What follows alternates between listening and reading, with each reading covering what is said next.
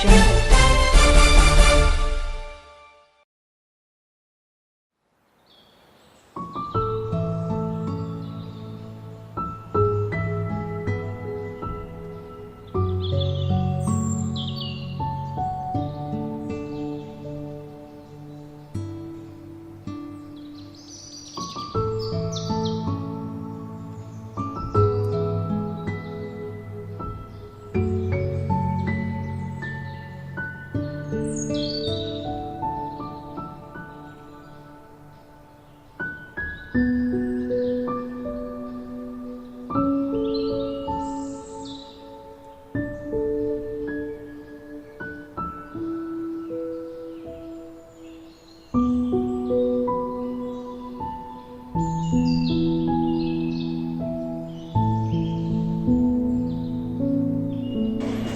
ಎಲ್ಲರಿಗೂ ನಮಸ್ಕಾರ. ನಾನು ನಿಮ್ಮ ಜೊತೆ ರಿಷಾ ಮಾತಾಡ್ತಾ ಇದ್ದೀನಿ. ಇವತ್ತು ನಂಜಬಹುದು ಚೌಟ್ರಿಲಿ ಸೀರೆ ಉತ್ಸವ ನಡೀತಾ ಇದೆ.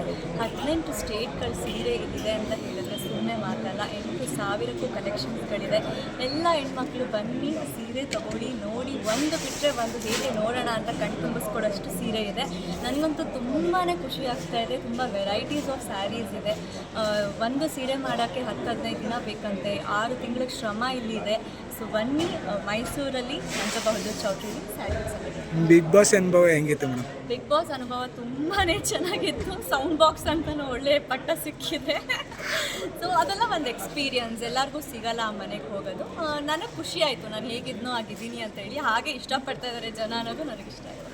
ಮತ್ತು ಗಿಲ್ಲಿ ಗೆದ್ದಿದ್ದು ನಿಮಗೆ ಎಷ್ಟು ಖುಷಿಯಾಗಿದೆ ಮೇಡಮ್? ಗಿಲ್ಲಿ ಗೆದ್ದಿದ್ದು ಖುಷಿನೇ ಇದೆ. ಬಡವ್ರ ಮಕ್ಕಳು ಬೆಳಿಬೇಕು ಅನ್ನೋದು ನಿಜಾನೇ. ಚೆನ್ನಾಗಿ ಆಡ್ತಾ ಇದ್ದ ಅವನು ಗೆದ್ದಿದ್ದು ಖುಷಿನೇ ಇದೆ.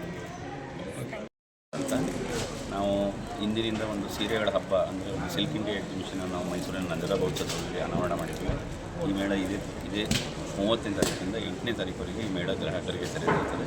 ಇಂದು ಈ ಮೇಳವನ್ನು ಬಿಗ್ ಬಾಸ್ನ ಸ್ಪರ್ಧೆಯಾದ ರಿಷಾ ಗೌಡ ಅವರು ತಮ್ಮ ಅಮೃತಾಸನದಿಂದ ಉದ್ಘಾಟನೆಯನ್ನು ನೆರವೇರಿಸಿದ್ದಾರೆ. ಈ ಮೇಳ ಇಡೀ ಮೈಸೂರಿನ ಮತ್ತು ಸುತ್ತಮುತ್ತಲ ಜಿಲ್ಲೆಗಳಲ್ಲಿ ಒಂದು ಮನೆ ಮಾತಾಗಿದೆ.